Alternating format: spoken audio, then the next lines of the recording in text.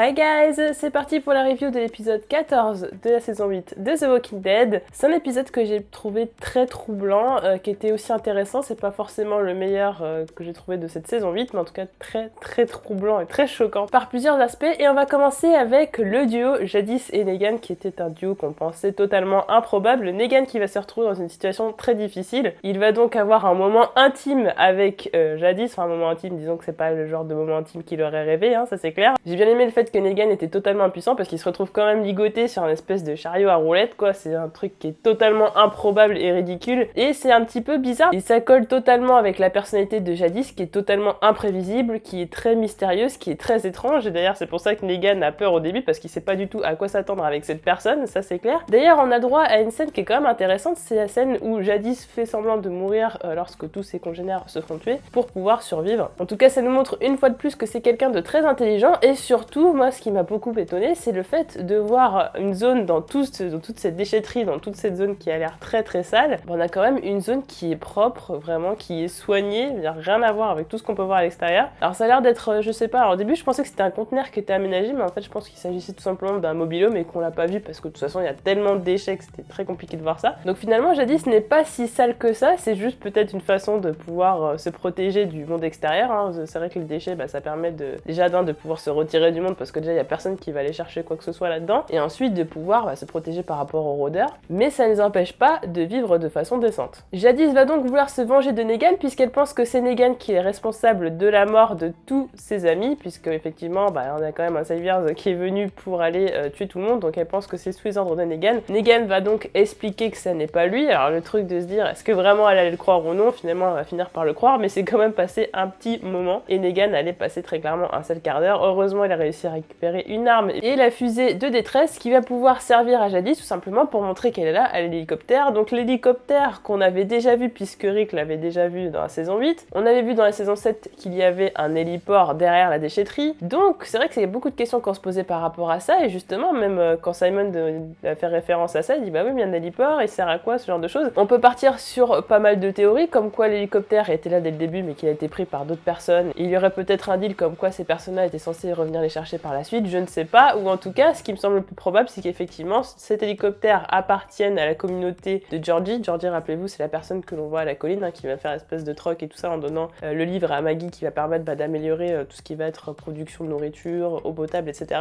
Et je pense que la communauté de Jadis, étant au courant que cette personne-là existait, a peut-être déblayé l'héliport pour que justement ces personnes-là puissent revenir. D'ailleurs Jadis est en position d'un espèce de talkie-walkie, d'ailleurs on le voit à la fin de l'épisode, d'ailleurs à un moment donné elle a une petite sonnette qui a l'air de l'alerter de la venue de l'hélicoptère. En tout cas on sait que ce talkie-walkie ou quoi que ce soit d'autre est lié à ces fameux hélicoptères. La question étant, est-ce que Jadis a vraiment eu contact avec les personnes qui sont dans l'hélicoptère? Est-ce que justement ils avaient promis de revenir la chercher ou quelque chose comme ça? Peut-être avait-il fait avant un signal de détresse pour qu'ils viennent la chercher? C'est possible. En tout cas ce que nous comprenons c'est que maintenant que ses compagnons sont morts, plus que jamais elle veut partir de là et donc s'en aller avec les personnes qui sont dans l'hélicoptère. Donc si c'était la communauté de Georgie, c'est-à-dire une communauté qui serait quand même très avancée sur pas mal de choses, donc forcément elle vivrait beaucoup mieux. On a d'autres révélations intéressantes pendant cette phase Jadis-Negan, c'est-à-dire Negan qui va parler de Lucille, sa batte, et dire qu'en fait il s'agit de sa femme, donc sa femme qui est morte. Ça, si vous avez lu les His Negan, vous savez de quoi il en retourne. Donc effectivement Negan a besoin de Lucille puisque Lucille c'est celle qui a toujours été là pour lui tout au long de sa vie jusqu'à qu'elle meure, et donc il l'a remplacée, il a fait un espèce de transfert dans sa batte Lucille qui effectivement l'a sauvé la vie et a toujours été là après l'apocalypse. Les photos des amis de Jadis sont aussi importantes pour elle que les Lucille pour Negan. En tout cas même si Jadis voulait tuer Negan à petit feu, finalement elle a compris qu'il n'y était pour rien, elle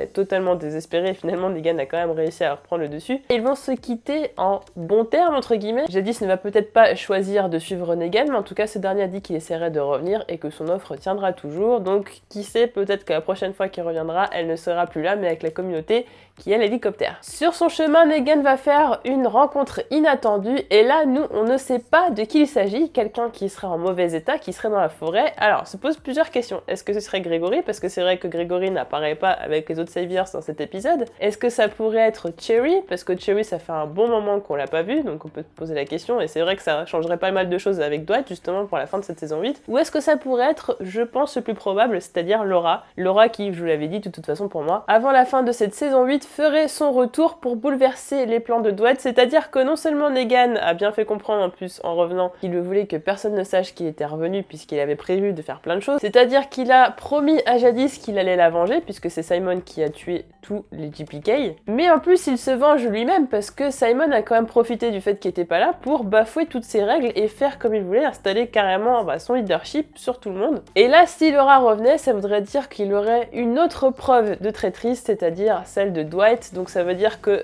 Negan ferait d'une pierre deux coups, c'est-à-dire à la fois faire tomber Simon et faire tomber Dwight. Donc bon, je me demande comment ça va se passer pour la fin de la saison, sachant qu'il y a beaucoup de choses qui changent par rapport aux comics, on peut s'attendre à tout. Par ailleurs, il risque d'y avoir encore du grabuge au sanctuaire, puisque Rosita et Daryl s'intéressent de près à Eugène. Le problème, c'est qu'Eugène est capable de faire des balles, et du coup, ils se disent que forcément, s'ils viennent à faire de balles, ils en auront toujours indéfiniment, puisque Eugène peut donc les produire. Rosita connaît bien le seul endroit où il est possible de fabriquer ces balles, ils vont donc se rendre là-bas, mais la question c'est finalement, est-ce que plutôt que de s'embêter à détruire tout ce qui va servir à fabriquer les balles ou même à peut-être tuer les gens qui vont les fabriquer, pourquoi pas tuer la seule personne qui sait les fabriquer? C'est quand même assez malin. En même temps, bon, la question qui se pose, c'est comment va se passer la confrontation entre Eugène et eux. Est-ce que finalement Eugène va encore une fois changer de camp pour survivre, ou est-ce que finalement il risque de lui arriver des bricoles? Je pense qu'encore une fois il va changer de camp comme il le fait d'habitude. À la colline, Henry est toujours absent, il est toujours disparu, donc on se doute bien qu'il fallait aller le chercher. Ça, c'est le genre de truc qu'on n'avait pas forcément envie de voir, mais ça va donner l'occasion de revoir des duos qu'on aime beaucoup, c'est-à-dire le duo Carol-Morgan que j'aime beaucoup, même s'il est vrai que leurs états d'âme commencent à être un petit peu fatigants. Là, on sait que c'est la fin de toute façon, donc une des dernières fois où on va voir ces personnages ensemble, et c'est ça qui rend les scènes encore plus tristes, et on comprend un peu mieux l'état d'esprit de Morgan, parce qu'à chaque fois il dit oui,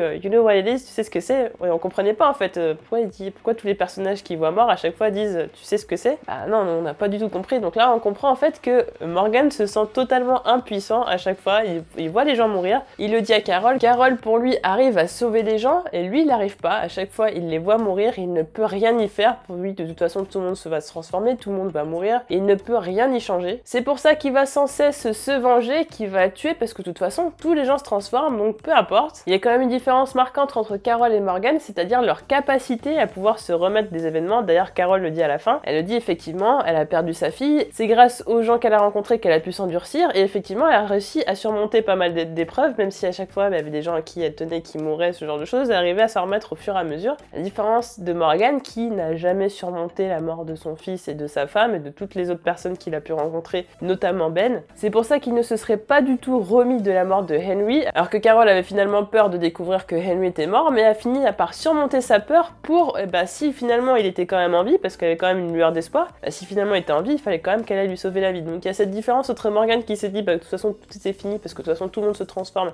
tout le monde va mourir, et qui a totalement jeté l'éponge, et à côté on a Carol qui finalement comprend la leçon, et on se demande d'ailleurs si finalement ce n'est pas la fin du développement du personnage. C'est à se poser la question. En tout cas, je pense que vous aurez repéré cet easter egg, c'est quand Carol va pour sauver Henry, effectivement, Henry est caché en fait dans une espèce dans les racines d'un arbre au niveau de la rivière, et ça ne peut nous faire penser que là où Rick avait demandé à Sophia de se cacher, avant qu'on découvre qu'elle était morte. Et là, l'image est d'autant plus importante que Henry sort vivant de ce fameux arbre alors que Sophia ne l'était pas. Ça veut dire que finalement, les choses peuvent changer, qu'il ne faut pas être dans la fatalité, il faut toujours garder espoir, et finalement, on se rend compte quand même que Carol va quand même quelque part adopter Henry avec Ezekiel. Rick reste toujours bloqué dans ses étapes du deuil et va vouloir se venger à nouveau sur les Saviors. En plus là des Saviors qui s'échappent, donc forcément des méchants. Les meilleures cibles pour se défouler, il va donc aller voir Al en lui demandant où est-ce que les Saviors ont pu partir. Al, pensant que peut-être tous ces gens-là étaient bien, tous peut-être, va lui dire où il pourrait probablement se cacher en lui demandant quand même une faveur de ne pas tuer plus de personnes que nécessaire, c'est-à-dire effectivement tuer toutes les personnes qui étaient méchantes, mais pas tuer ceux qui ont fait une erreur, ceux qui ont peut-être suivi les autres tout simplement pour survivre, que Rick puisse leur laisser une seconde chance, une chance de se rattraper. Et on a droit au retour de notre duo qui pour moi est mon duo préféré, c'est-à-dire Rick et Morgan comme à l'ancienne, et effectivement il y a beaucoup de choses qui vont revenir sur le tapis et je trouve ça assez intéressant. Déjà ce qu'on se rend compte c'est que Rick et Morgan à ce moment-là, dans cet épisode-là, ils sont pas très différents l'un de l'autre. Alors effectivement il y en a un qui a des visions et qui est peut-être dans une folie un petit peu plus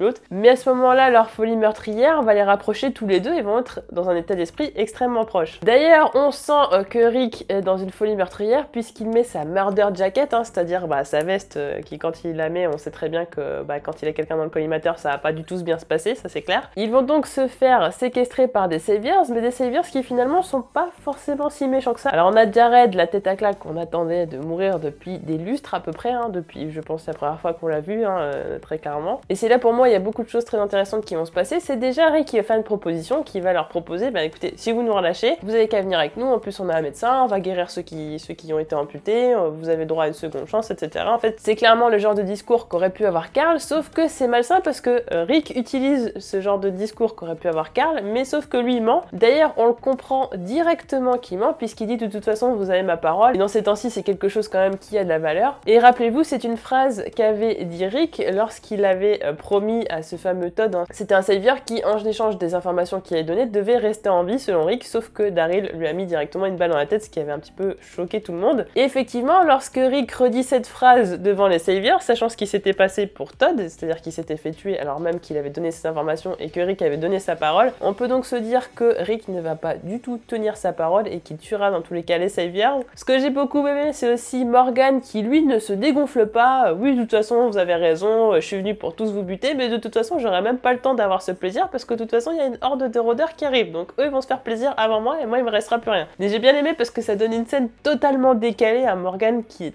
totalement dans la folie. C'en est limite drôle en fait, c'est ça, c'est totalement décalé par rapport à l'ambiance à ce moment-là où les saviors sont en train de s'interroger, est-ce que finalement on sauve Rick et Morgan et du coup on les emmène à la colline et dans ces cas on survit parce que de toute façon les saviors ils veulent plus de nous, ils s'en foutent totalement de notre sort. On a Jared qui dit non, pas du tout, de toute façon ils vont tous nous tuer et de toute façon on s'en fout parce que Negan sera bien content de récupérer le fameux Rick. Finalement il va s'avérer que les saviors vont se sauver par 3 fois la vie de ces deux personnages, c'est-à-dire que la première fois Jared va vouloir tuer Morgan, on a un savior qui va l'en empêcher. La deuxième fois, on a Jared qui veut empêcher tout le monde de pouvoir les détacher. On a encore un savior qui va les attaquer. Et on a à la fin, lorsqu'un rôdeur va sur Rick, on a un savior qui tire dans la tête d'un rôdeur. Donc quand même 3 fois, ils se sont fait sauver la vie. Tout ça pour qu'au final, Rick et Morgan les butent. Et je me suis dit, peut-être qu'au final, à un moment donné, il allait peut-être en rester un ou deux vivants. Enfin, veut dire que Rick allait tuer masse de saviors et tout, qu'au final, elle se rend compte qu'il y en avait peut-être un ou deux qui étaient gentils, qui allaient les ramener à la colline. Non, il va tuer tout le monde. Et il y a quand même cette scène qui est extrêmement triste, c'est lorsque le savior dit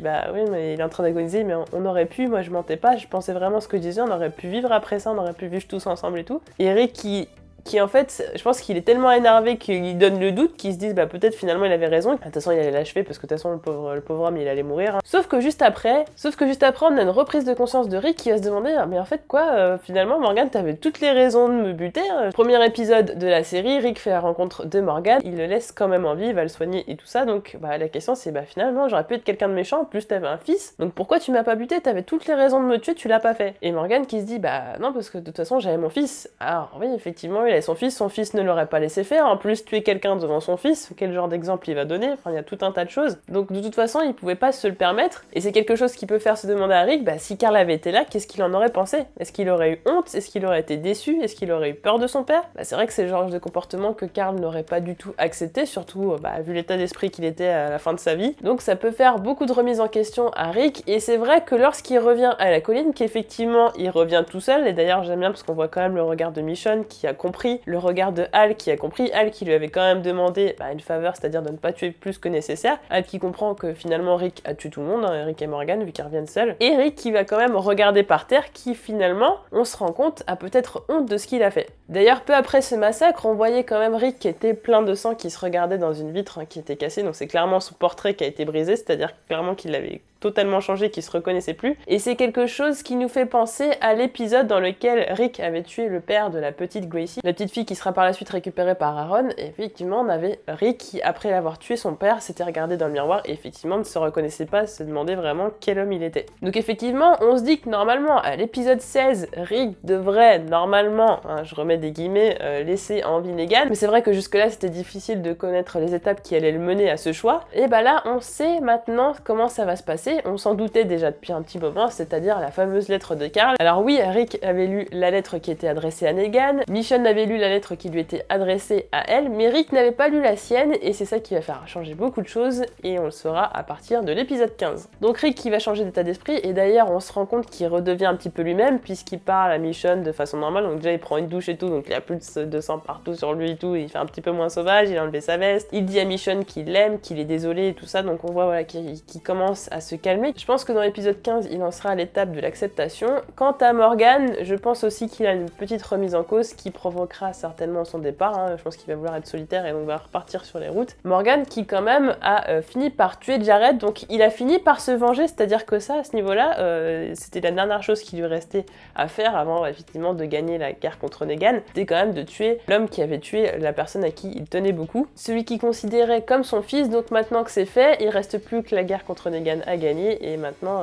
Morgan n'aura plus grand chose à faire ici. D'ailleurs j'ai beaucoup aimé la mort de Jared, on attendait ça avec impatience, ça nous a fait un petit peu penser à la mort de Noah, sauf que celle-là, cette mort-là nous a fait plaisir très clairement. Mais j'ai bien aimé aussi le fait qu'on voyait le sang sur les mains de Morgan pour montrer justement qu'il était responsable d'une mort, qu'il avait clairement du sang sur les mains. Je trouve que c'était très imagé et que c'était très intéressant. Je trouvais qu'il y avait beaucoup de belles images dans cet épisode et surtout la musique. Je suis pas toujours fan des musiques de The Walking Dead, mais j'ai trouvé que la musique allait parfaitement bien avec tous les moments assez émouvants et même choquants de cet épisode. En tout cas, n'hésitez pas à me dire en commentaire ce que vous avez pensé de cet épisode, ce que vos théories pour les 2 prochains épisodes sur cette fin de saison 8. Je vous dis à bientôt et je vous fais des bisous.